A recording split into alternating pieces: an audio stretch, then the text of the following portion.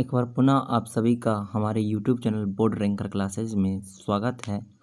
आज हम पढ़ेंगे फिजिक्स का टॉपिक प्रकाश के अपवर्तन के बारे में। इंग्लिश क्या होता है? Refraction of light. Refraction of light बोल दें इसको, इंग्लिश हो जाएगा। टॉपिक का नाम हो गया प्रकाश का अपवर्तन। हिंदी में क्या बोलते हैं? प्रकाश का अपवर्तन। ठीक है। अच्छा, इसका डिफिनेशन देखते हैं क्या है कि प्रकाश की किरण जब एक पारदर्शी माध्यम से दूसरे पारदर्शी माध्यम में जाती है तो अपने मार्ग से विचलित हो जाती है। इसे प्रकाश का अपवर्तन कहते हैं। तो क्या कह रहा है कि मतलब कोई एक पारदर्शी माध्यम है, एक माध्यम से दूसरे पारदर्शी माध्यम में जाती है तो क्या होगा कि मतलब वह अपने मार्ग से विचलित हो जाती है। अपने मार्ग से विचलित हो जाती है मतलब जिस रास्ता से जा रही थी वो रास्ता क्या कर लेगा? चेंज कर लेगा। पहले हम पढ़े हैं, एक चीज़ समझ लेते हैं थोड़ा सा।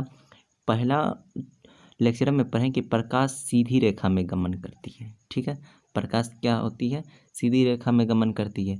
अचानक से हम कह दें कि एक सीधी रेखा में जा रही है और अचानक से क्या हो गया कि थोड़ा सा टेढ़ा हो गया, मतलब जो सीधा चलना चाहिए था इधर से सीधा नहीं जाकर क्या हो गया, इधर से निकल गई है।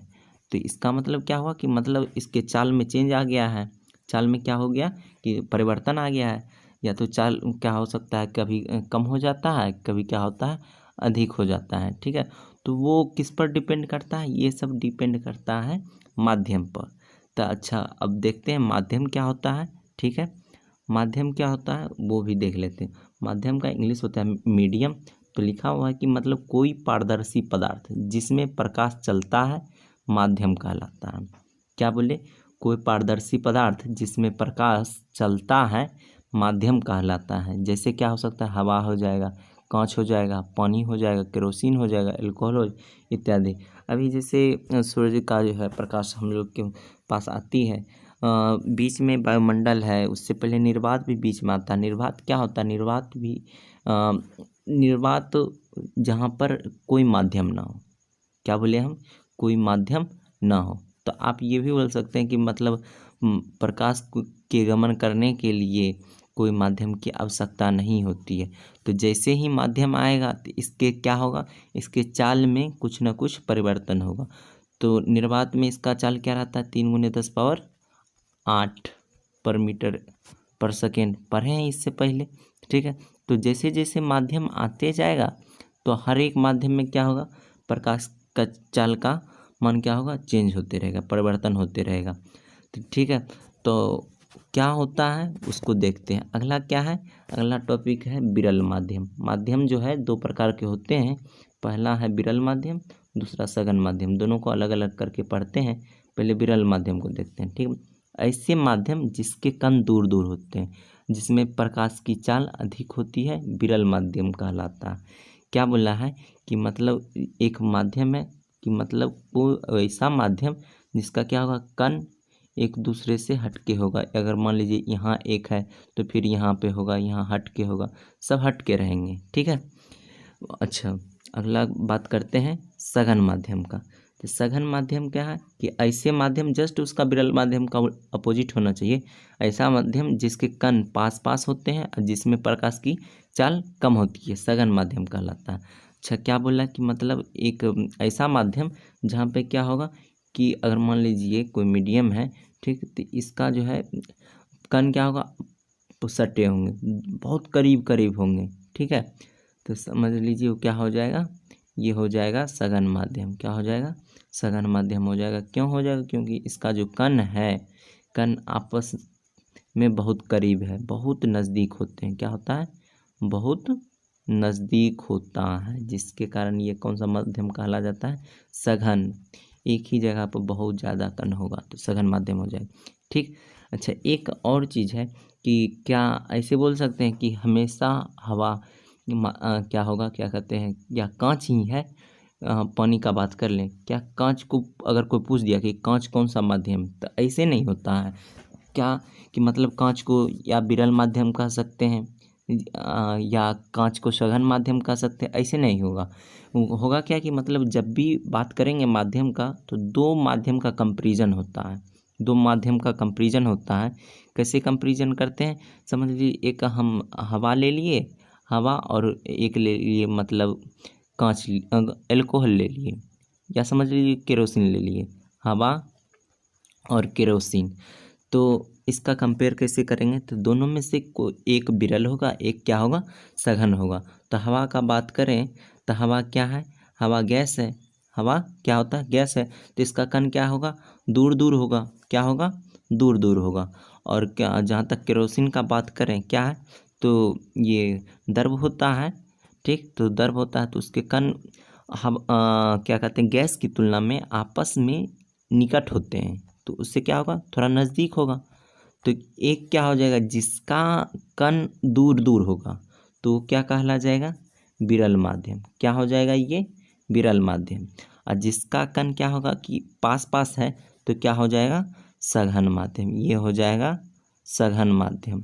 अगर दोनों कांच और हवा और केरोसिन का बात करें तो हवा हो जाएगा विरल माध्यम, ठीक है, और केरोसिन हो जाएगा सघन माध्यम, ठीक। बात समझ गए, दोनों में कंपैरिजन, ठीक है।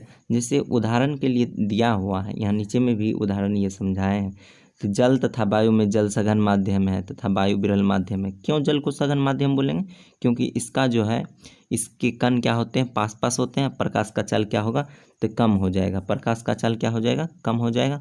और वायु का क्या होता है, इसका कण जो होता है दूर दूर होता है, जिसके वजह से ये क्या हो जाएगा, विरल हो जाएगा। और इसमें चाल सघन माध्यम के तुलना में जल के तुलना में क्या होगा, अधिक होगा, तेजी से प्रकाश क्रॉस कर जाएगा, ठीक है। आगे चलते हैं, तो एक चीज़ दिया हुआ यहाँ, एक क्या हो रहा है कि जैसे हम परावर्तन को समझ रहे थे उसी टाइप से इसका भी फिगर के अनुसार देखते हैं।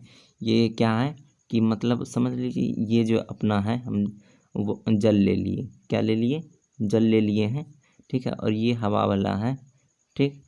तो हवा वाला है तो इंसिडेंस रे है, तो मतलब क्या हो गया कि आपतन कोण हो रहा है, यहाँ आपतन कोण बना रहा है अभिलंब के साथ, नॉर्मल के साथ, ठीक है, आई। और ये क्या होगा कि ये मतलब सीधा जाना चाहिए था, सीधा नहीं जाकर जैसे ही ये माध्यम चेंज हुआ, हवा से क्या हुआ, जल की ओर आया, ठीक है। इसका क्या हुआ कि ये विरल माध्यम था, हवा, हवा क्या था, विरल माध्यम। बस उसके बाद क्या हुआ कि सघन माध्यम में आया, तो सघन माध्यम में आया तो यहाँ क्या होगा, इसका प्रकाश का चल जाएगा, कम हो जाएगा। जो सीधा रेखा में जाना चाहिए था आगे इस होकर क्या होगा, वो थोड़ा सा क्रॉस कर लेगा, बेंड हो जाएगा, और ये दूसरे रास्ता से चलाएगा, ठीक है, मतलब थोड़ा अपना क्रॉस कर लेगा। तो इसको क्या कहते हैं, ये कहला जाएगा प्रकाश का परावर्तन। ये टोटल क्या कहला जाएगा, प्रकाश का परावर्तन। तो ये आई जो है आपतन कोण, और यहाँ जो ये आर बन रहा है, एंगल ऑफ रिफ्रैक्शन बोलते हैं, तो ये क्या हो जाएगा, अपवर्तन कोण, अपवर्तन कोण। और आई यहाँ पर है जो आ रहा था, ठीक। तो इसमें और चीज़ है, जैसे समझ लीजिए एक कांच का स्लैब का भी अलग से पढ़ेंगे। कांच का स्लैब का ऐसे अभी ही समझ ले रहे हैं क्या होता है कांच का स्लैब में, कि कांच का स्लैब का जब बात करेंगे तो एक मान लीजिए कि कांच का स्लैब रखा हुआ है, ठीक है, ये कांच का स्लैब हो गया। और तो कांच का स्लैब ये वायु वाला है फर्स्ट, ठीक। इसके बाद ये कांच हो गया, कांच है, और फिर आगे क्या आ जाएगा, वायु आ जाएगा, ठीक। तो यहाँ से फिर क्या होगा, तो समझ लीजिए यहाँ पर अभिलंब बना हुआ है, ये अभिलंब है, तो यहाँ पर ये विरल माध्यम हो जाएगा वायु वाला, ये विरल माध्यम है, और ये क्या होगा, सघन माध्यम होगा। तो यहाँ पर कम हो जाएगा, क्या कम हो जाएगा, जस्ट अभी इससे पहले भी बात की है, यहाँ पर प्रकाश का चल कम जाता है, जिसके कारण अगर मान लीजिए इस इंसिडेंट रे होकर आ रहा है, ठीक, तो इंसिडेंट मतलब आपतन यहाँ हो रहा था, ये मतलब सीधा जाना चाहिए था, ऐसे होकर जाना चाहिए, लेकिन क्या हुआ कि इधर से नहीं गया, और ये जो है यहाँ पर थोड़ा बेंड हो गया है, ठीक है। ये यहाँ पे क्या हुआ, बेंड हो गया, इस ऐसे होकर आ रहा है। क्यों बेंड हुआ, क्योंकि कांच आ गया है। कांच क्या होता है, सघन माध्यम होता है, और यहाँ पे क्या होगा कि मतलब प्रकाश का चाल कम जाएगा, जिसके कारण यहाँ पर बेंड हो जाएगा, अपना कोण जो होता है, कोण बनाकर मतलब प्रकाश के चाल कम होने के वजह से वो मतलब बेंड हो जाता है, किसकी ओर झुक गया है, अभिलंब की ओर झुक जाएगा। तो बात याद रखेंगे, जब भी विरल माध्यम से सघन माध्यम की ओर जाते हैं, जो प्रकाश का जो किरण होता है वो अभिलंब की ओर झुक जाती है। अभिलंब की ओर क्या होगा, झुक जाएगी। कब, जब विरल माध्यम से सघन माध्यम में प्रकाश जाएगा तो अभिलंब की ओर जो है झुक जाएगी। ठीक है, बात समझ गए। तो आगे लिखा हुआ कि अपवर्तन के कारण विभिन्न माध्यम में प्रकाश का चाल भिन्न भिन्न होता है, ये जानते ही हैं। प्रकाश के वायु में चाल 3 × 10 लगभग दिया हुआ। वायु ये निर्वात का चाल होता है। ठीक है, प्रकाश कांच में चाल क्या हो जाएगा, 2 × 10⁸ मीटर/सेकेंड। तो इसका अर्थ क्या हो गया कि कांच विरल माध्यम हो जाएगा। तो विरल माध्यम में क्या होता है, स्पष्ट है कि प्रकाश की वायु में चाल अधिक होगा, कांच में चाल क्या होगा, कम होगा। अतः जब वायु से कांच में प्रवेश करता है तो इसकी चाल कम हो जाती है, जिसके कारण प्रकाश अभिलंब की ओर झुक जाता है। दो माध्यमों के बीच प्रकाश की चाल जितना अधिक अंतर होगा, प्रकाश का प्रवर्तन उतना अधिक होगा। तो मतलब क्या बोला कि प्रकाश के चाल जितना अधिक अंतर होगा, ठीक है, प्रकाश का अपवर्तन भी उतना ही होगा। अपवर्तन की ओर अर्थ क्या हो गया कि मतलब सीधा रेखा में नहीं, वो थोड़ा टेढ़ा जाएगा। ठीक है, या तो आगे जा सकता है मतलब, लेकिन मुड़ जाएगा, सीधा नहीं जाएगा, मुड़ेगा। ठीक है, या तो अभिलंब की ओर आएगा। अभिलंब की ओर कब आएगा, जब विरल माध्यम से सघन माध्यम की ओर जाएगा। ठीक है, अगला देखते हैं आगे क्या है कि इस पर कुछ घटनाएं हैं जो एक साथ हम कर दिए हैं। ठीक है, इस घटना को याद रखेंगे। कौन सा घटना का, अपवर्तन पे जो मतलब निर्भर करता है। देखिए पहला क्या है कि पानी से भरे बाल्टी में पेंसिल डुबोने पर वह टेढ़ी दिखाई देती है। तो ये देख लीजिए, जैसे आप एक कोई यहाँ पर फिगर बना हुआ है।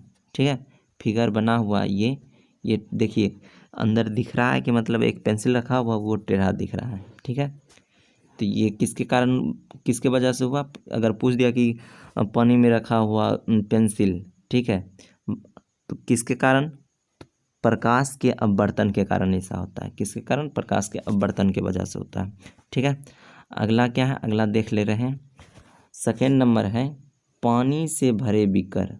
पानी से भरे बीकर में सिक्का डालने पर सिक्का उठा हुआ प्रतीत होता है। सिक्का क्या होता है, उठा हुआ प्रतीत होता है। किसके वजह से, प्रकाश के अपवर्तन के वजह से।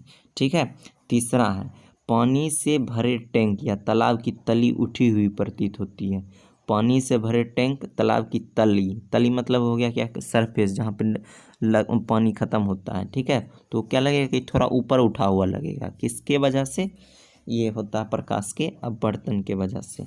अगला देखते हैं, कांच की स्लैब जब किसी मुद्रित सामग्री पर रखा जाता है तो कांच के स्लैब के ऊपर से देखने पर अक्षर उठे हुए प्रतीत होते हैं। कांच के स्लैब के ऊपर देखने पर अक्षर क्या होता है, उठा हुआ प्रतीत होता है। तो ये किसके वजह से होता है, मतलब प्रकाश के अपवर्तन के वजह से। ठीक है, अच्छा अगला ये याद रखेंगे। ये पचमा जो है ये बार बार पूछ सकता कोई भी, तारा का टिमटिमाना।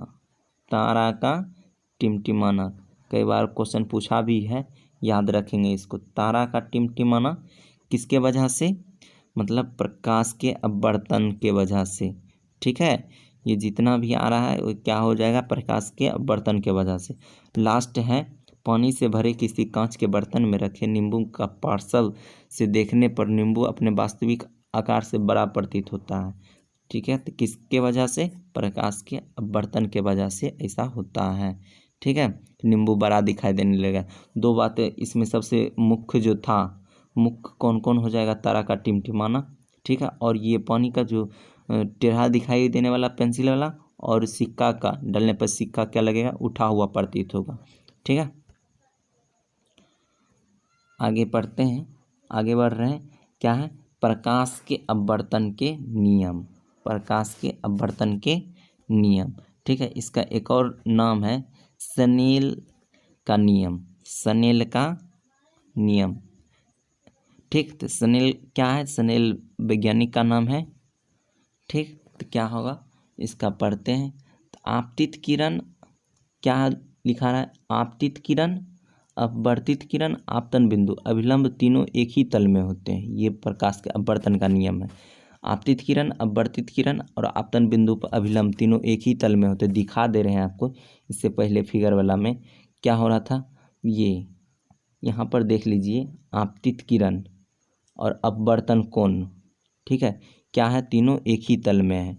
क्या है, तीनों एक ही तल में है।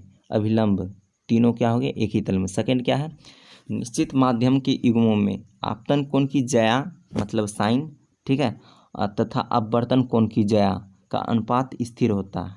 मतलब क्या बोला कि मतलब ये जो आई बना रहा है एंगल आई, ठीक है, एंगल आई का साइन और ये दोनों का रेशियो जो होता है sine i by r, sine i बटे साइन आर, ये क्या होता है, हमेशा कांस्टेंट होता है। ये क्या होगा, कांस्टेंट होगा।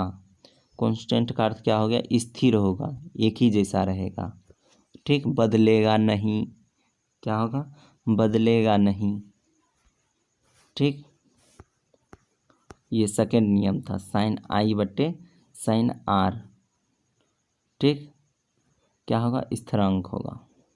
अच्छा, आई क्या है, आपतन कोण, आर क्या है, अपवर्तन कोण, ठीक, याद रखेंगे। एक एग्जाम्पल भी दिखाया गया, इस स्थिरांक को एन से भी दिखाते हैं। क्या चीज़ से, एन से दिखाते हैं, म्यू से भी दिखाते हैं, ठीक है। और इस स्थिरांक के दूसरे माध्यम के पहले माध्यम के सापेक्ष को अपवर्तनांक कहते हैं। क्या कहते हैं, एन से भी दिखा सकते हैं, एक दूसरा है म्यू, म्यू से भी दिखाते हैं। इसका फॉर्मूला क्या हो जाएगा, साइन आई बटे साइन आर बनेगा फार्मूला, ठीक है। एन या म्यू का फार्मूला अपवर्तनांक अगर पूछ दिया, ठीक है, तो क्या हो जाएगा, साइन आई बटे साइन आर। एक एग्जाम्पल ले रहे हैं, एग्जाम्पल देख लीजिए। क्या है कि माना वायु में प्रकाश के लिए आपतन कोण 37 डिग्री और कांच में अपवर्तन कोण का मान 24 डिग्री, तो क्या होगा, तो सीधे एन का फॉर्मूला अपवर्तनांक पूछ दिया तो एन बराबर क्या लिखेंगे, साइन आई बट्टे साइन आर। तो साइन आई का मान कितना है, साइन 37 डिग्री, ठीक है, और साइन आर का मान कितना हो जाएगा, 24 डिग्री। दोनों का जो मान आएगा एन बराबर वही हो जाएगा, जैसे यहाँ पर दिया हुआ है।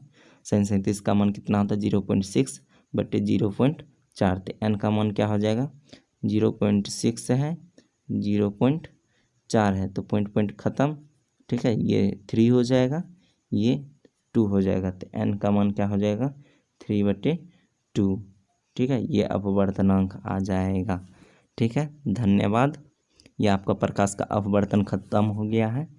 जो टॉपिक था हम इसमें क्या पढ़े, इसका नियम पढ़ लिए हैं और इस पे होने वाले घटनाएं के बारे में जान लिए हैं, ठीक है। और प्रकाश माध्यम क्या होता है ये सब भी देख लिए, ठीक है। अगर वीडियो आपको अच्छा लगा हो तो लाइक करें, सब्सक्राइब करें और दूसरे को भी शेयर करें ताकि चैनल ग्रो कर सके। धन्यवाद।